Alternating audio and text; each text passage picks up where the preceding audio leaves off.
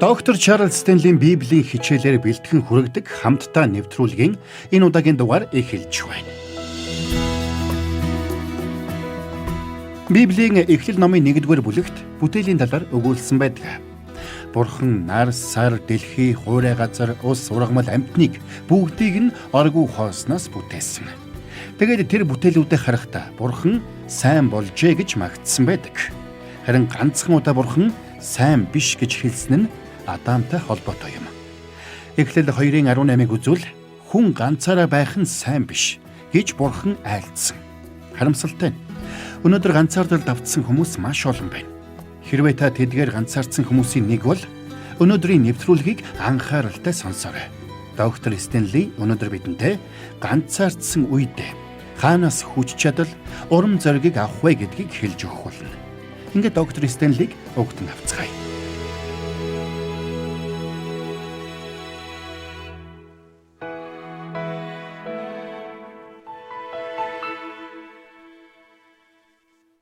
Бурхандаа бидний ганцаараа байгаасаа гэж хүсдэггүй. Харин ч найз нөхөдтэй хамт олонтой байгаасаа гэж хүсдэг юм. Тийм ч учраас Есүс Христ бидний хувьд хамгийн агуу найз болсон юм. Бурхан хүн төрлөختнийг бүтээсэн цагаас л хүмүүсийг Бурхантай болон бие биетэйгээ найзалж нөхөрлөж амьдраасаа гэж хүссэн. Энэ бол бидэнд хандсан Бурхан эцгийн хүсэл зориг юм. Харамсалтай нь өнөөдөр бидний эргэн тойронд ганцаардал давтсан хүмүүс маш олон байна. Бид ганцаардал давтах үедээ өөрсдийгөө яагаад ганцаардаад байгааг гайхдаг. Тэгвэл үүний цаана хэд хэдэн чухал шалтгаан бий. Тэгвэл өнөөдөр би та бүхэнтэй эдгээр шалтгаануудын талаар ярилцахыг хүссэн юм. Энэ цагт хамтдаа Еврей номын 13 дугаар бүлгийн 5-ыг гаргаад харъя. Еврей номын 13 дугаар бүлгийн 1-ээс 4-р эсхийг харах юм бол ах дүүсийн хайраар бие биеэ хайрлах, харин хүмүүст санаа тавих, тэдэнд зочломтгой хандах, шоронд хоригдсон хүмүүсийг санах, гэр бүлийн амьдралдаа анхаарах гих мэтэр бидний хүн хоорондын харилцааны талаар маш их өгүүлсэн байдаг. Тэгэхээр араас нь Еврей номын 13 дугаар бүлгийн 5 дугаар эшлэлдэр ийм өгүүлсэн байгаа юм. Бага юмдаа сэтгэл хангалуун байж, амьдрал чинь мөнгийг хайрлахаас чөлөөтэй байг. Учир нь тэр өөрөө би чамайг хизээж орхихгүй мөн чамайг хаяхгүй гэж айлтсан. Харж гинөө? Бурхан энд би чамайг хизээж орхихгүй мөн чамайг хаяхгүй гэсэн гайхалтай амлалтыг өгсөн болохыг эндээс харж болно. Үнэн дээр ийм гайхамшигтай амлалтыг өгч чадах цорын ганц нэгэн бол гагцхүү Бурхан өөрөө юм.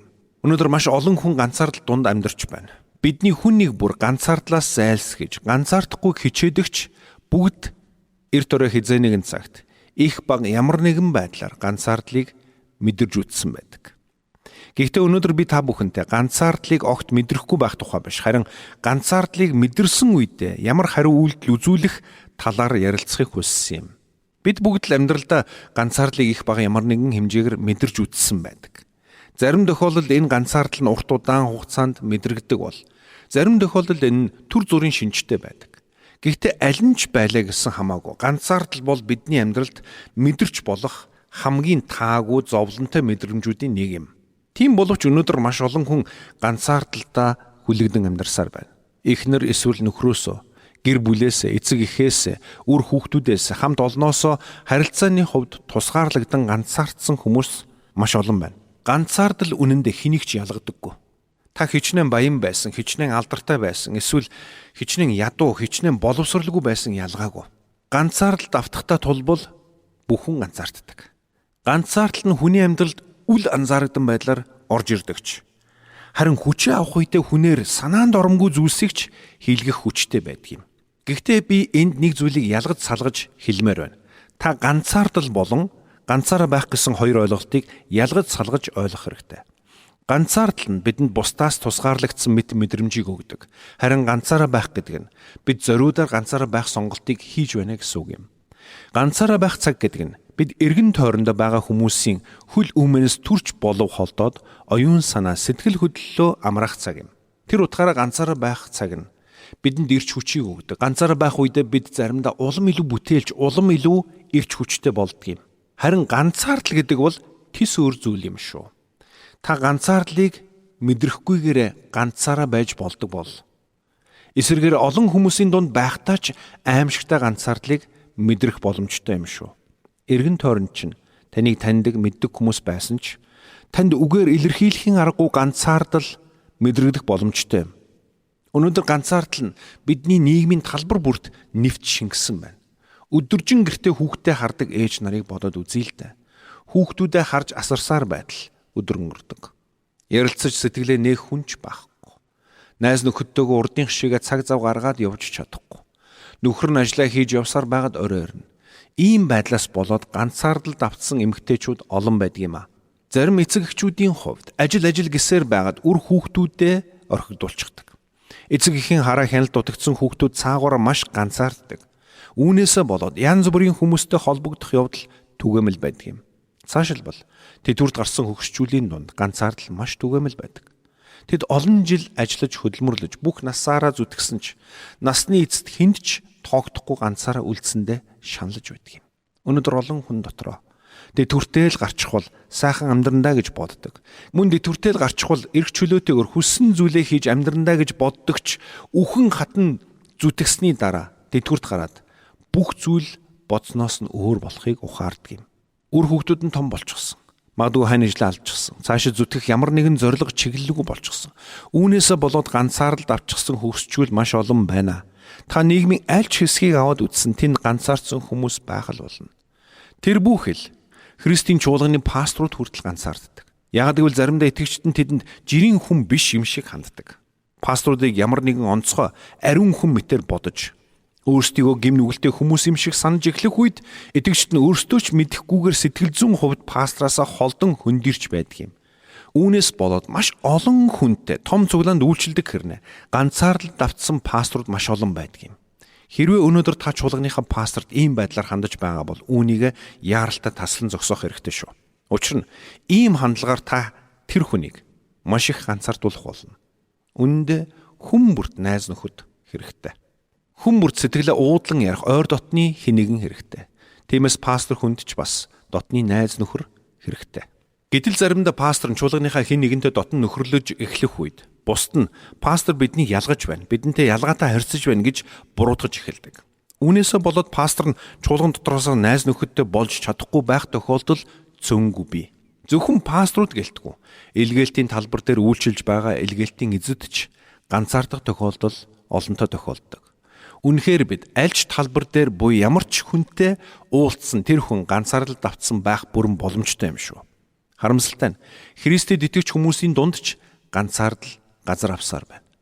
Заримдаа бид биедээ их хатуу ханддаг. Чи Христэд итгэж хүн учраас энэ бүх асуудлыг чи өөрөө даваад гарч чаддаг байх ёстой.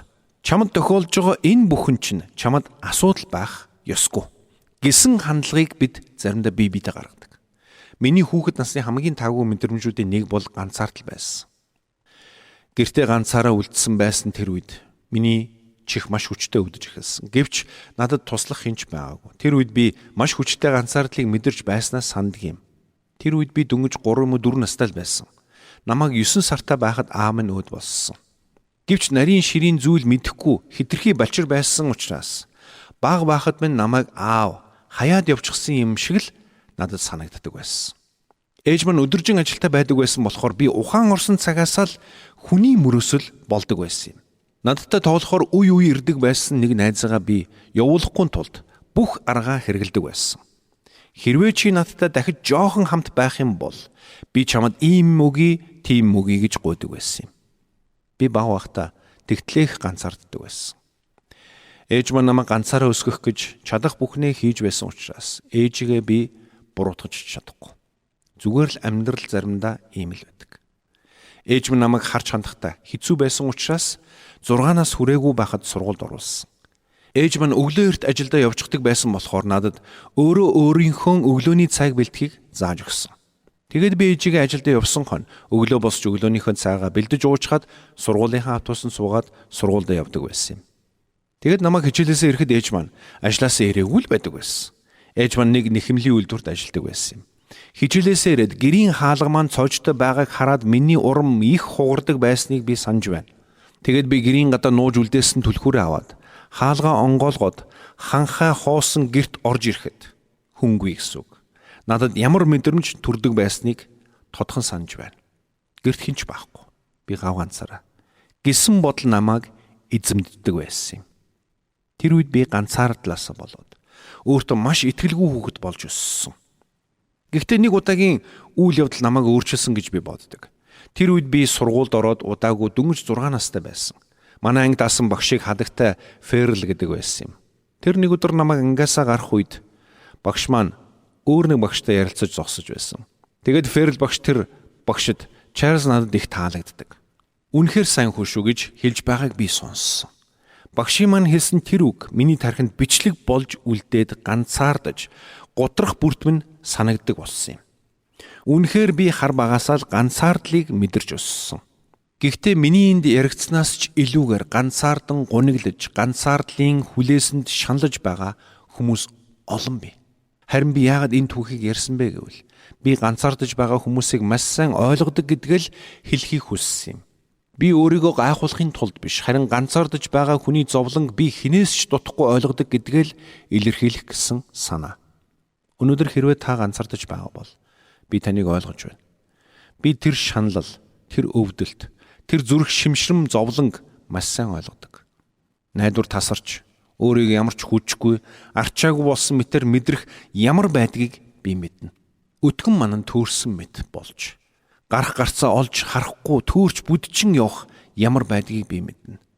Урт харанхуй хонглын үзүрлүү ширтэн ширтээд төгсгөлөөс нь өчүүхэн төдийч гэрэл олж харахгүй байх ямар байдгийг би мэднэ. Бидний дотроос минь хүлж, бидний гарах гарцгүй мэт болгон зовоодог тэр мэдрэмжийг би мэднэ. Үнэхээр ганцаардал гэж юу болохыг би маш сайн мэднэ. Гэвч нөгөөтэйгүр Бурхан бидний ганцаардал дунд минь тэр жигтэнд орхичихдаггүй гэдгийг би бас мэднэ. Учир нь бид ганцаардал дунд амьдрах нь хизээч түүний хүсэл байгаагүй. Бурхантай хамт байж түүнийг таньж мэдхийн тулд хэсэг хугацаанд ганцаараа байх цагийг гаргах нь сайн хэрэг. Харин эсвэргээр миний ярьж байгаа энэ зүрхийг хоосруулж сэтгэлийг зовоодог аимшигтай ганцаардал бол тис үр зүйл юм шүү. Бурхан хүнийг ийм аимшигтай ганцаардал дунд амьдруулахын тулд бүтээгээгүй. Учир нь ганцаардал бидний амьдралыг бүглээр нь сүрүүлэх хүчтэй юм. Ганцаардал биднийг нэг бол хортой муу зуршил руу хөтлөх болно, эсвэл биднийг Бурхан руу хөтлөх болно. Өнөөдөр олон хүн ганцаарцнаасаа болоод архит тамхи, хар тамхинд дондож байна. Олон хүн гэр бүлээд суцлуусны дараа архинд ордог. Яагаад тэрвэ? Ганцаардлын мэдрэмжээсээ зугтахын тулд. Учир нь ганцаардал гэдэг бол холбоо тасрахын нэр юм. Хин нэгнээс холбоо тасарсан юм шиг тэр мэдрэмж бидний дотор үгээр илэрхийлэхийн аргагүй тавгүй байдлыг бий болгодог юм. Зарим хүмүүс ганцаарцнаасаа болоод амьдралын ёс бус хэв маягийг сонгодог. Зарим нь ганцаардлаасаа ангижрахын тулд бодлогогүйгээр гэр бүл зохиож өөрийгөө улам бүр хүнд байдалд оруулдаг. Зарим нь ганцаардлаасаа зугтахын тулд өөрийгөө ядарч унтлаа завгүй байлгадаг. Тэр утгаараа ганцаардал нь ихэвчлэн эрүүл мэндийн асуудал дагуулж амьдралын хугацааг богиносгодог. Зарим хүмүүс тэр их ганцаардлыг төвчж чадахгүй амиа хорлдог. Өөрийгөө бүрэн тусгаарлагдсан, бүхнээс тасарсан мэт мэдрэмжинд автах үедээ, бусдад хүлээн зөвшөөрөгдөхгүй, гадуурхагдсан мэт мэдрэмжинд автах үедээ олон хүн цаашид амьдрах ямар ч утга учир байхгүй болсон мэт санддаг юм. Яг л орчлон ертөнцийн дунд цор ганцаараа нэгэн арал дээр байгаа юм шиг. Бусад бүх хүнээс бүрэн тусгаарлагдсан мэт мэдрэмж төрж эхэлдэг юм. Тэгээд тэд юу гэж боддог вэ? Амьдрал утгагүй юм байна. Би үүнийг дааж явж чадахгүй юм байна гэж боддог. Тэгээд захиа бичиж үлдээгээд амиа хорлдог. Тэгвэл найз минь, хэрвээ чи өнөөдөр маш ихээр ганцаардан шаналж байгаа бол, таны ганцаардлын өтгөн манан бүрхчгэд байгаа бол, ганцаардлын хүлээснээс яагаад ч ангижирч чадахгүй болсон юм шиг санагдаж, үүнээсээ болоод зовж шаналсаар байгаа бол, би чамд хэлмээр байна. Найз минь, битгий бууж өгөөрэй. Магадгүй чи дотроо би ингэж амьд яваад яах юм бэ гэсэн бодол төрж байгаа бол, бүх зүйлээс таслагдж, тусгаарлагдсан юм шиг санагдаж байгаа бол, би чухалчлан хэлье. Найз минь, амиа өгөөдгөх алхмыг хизээж битгий хийгээрэй. Учир нь энэ ямар ч асуудлыг шийдэхгүй шүү. Тэр тусмаа та бүтээгч Бурхныг, түүний илгээсэн аврагч Есүс Христийг аврагчаа болгон хүлээн аваагүй бол, амиа хорлол таныг хаана хүргэх вэ? Энэ нь таныг зүхтаахыг хүсэж байсан тэр үгээр илэрхийлшгүй цөхрөл зовлон руу ч хүргэх болно. Тэгээд та Бурханаас үрд мөнхөд тусгаарлагдах болно. Гэтэл та анх бүтээгдэхдээ л бүтээгч Бурхантайгаа ойр дотно харилцаатай байхын тулд бүтээгдсэн юм шүү дээ. Тиймээс бүтээгч Бурханаасаа үүр тусгаарлагдана гэдэг бол тэр хүний хувьд энэ дэлхий дээр байхдаа амсаж үзсэн тэр ганцаардлаас илүү аимшигтай ганцаардал зовлон байх болно. Аливаа хүн ганцаардлын хүлээсэнд хүлэгдэх юм бол энэ тэр хүний амьдралыг бүхэлд нь сүрүүлэх аюултай гэдгийг бид ойлгох хэрэгтэй. Өмнө хэлж байсанчлан ганцаардал гэдэг бол хүнийг маш хортой муу зуршлууд руу хөтэлдэг юм. Гэтэл ганцаардлаасаа зугтахын тулд гим нүглийн замыг сонгох нь өөрөө тэр хүний амьдралыг маш хурдан дороотуулдаг. Тэр чигээрээ тэр хүн улам бүр ганцаарддаг. Учир нь гим нүгэл бидний Бурхантай харилцах харилцаанд төдийгүй бусадтай харилцах харилцаанд ч саадуулдаг юм. Гим нүгэл ганцаардсан хүний амьдралыг бүрч хэцүү зовлонтой болгож орхидог. Тиймээс гим нүгэл, хорт муу зуршил, амиа хорлолт нь ганцаардлаас ангижрах арга зам хизээж болж чадахгүй гэдгийг бид хатуу ойлгох хэрэгтэй. Найз минь, Бурхан чамайг бүтээсэн.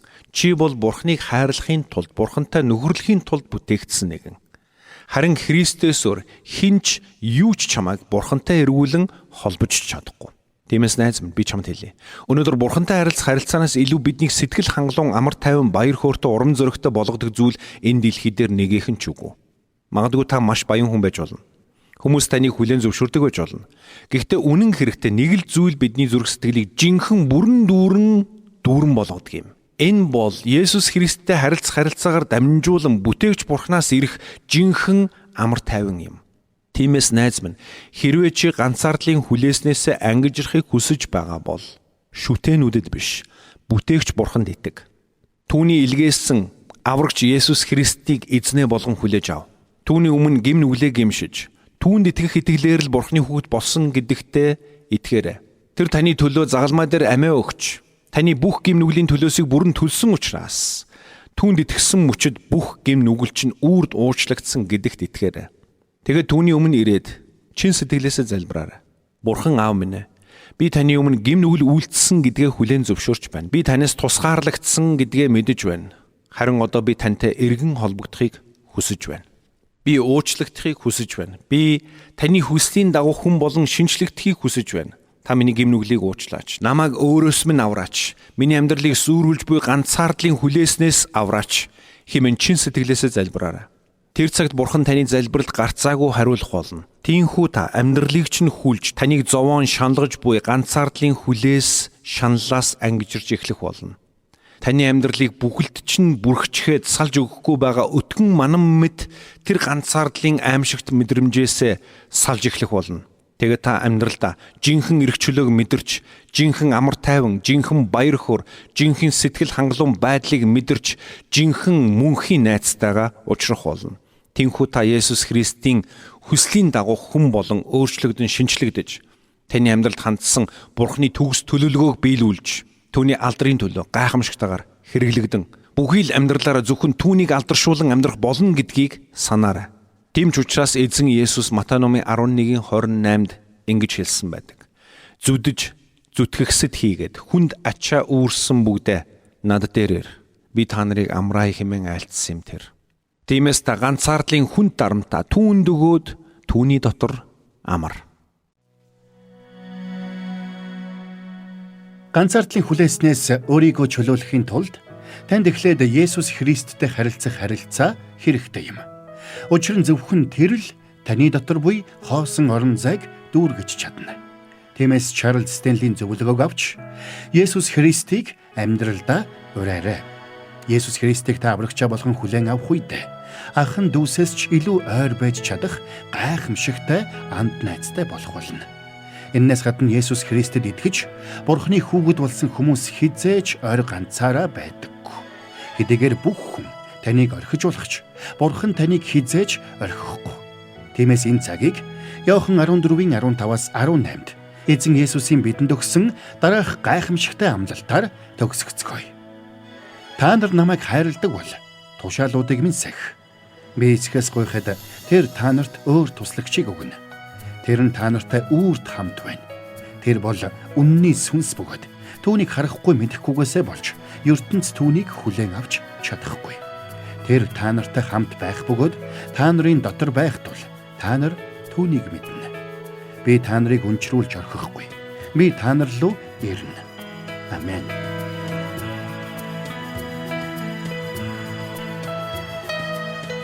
Бурханд тэмүүлсэн сэтгэл хүмүүсийг энэрх зөрхөөр амьдрахад туслах номлогч доктор Чарлз Стенлигийн хамттай нэвтрүүлэг сонсогч танд хүрэлээ. Нэвтрүүлгийг дахин сонсохыг хүсвэл Итгэл радио.com-оор зочлоорой. Бидэнтэй холбогдохыг хүсвэл 8085 99 тэгтэг дугаард хандаарай.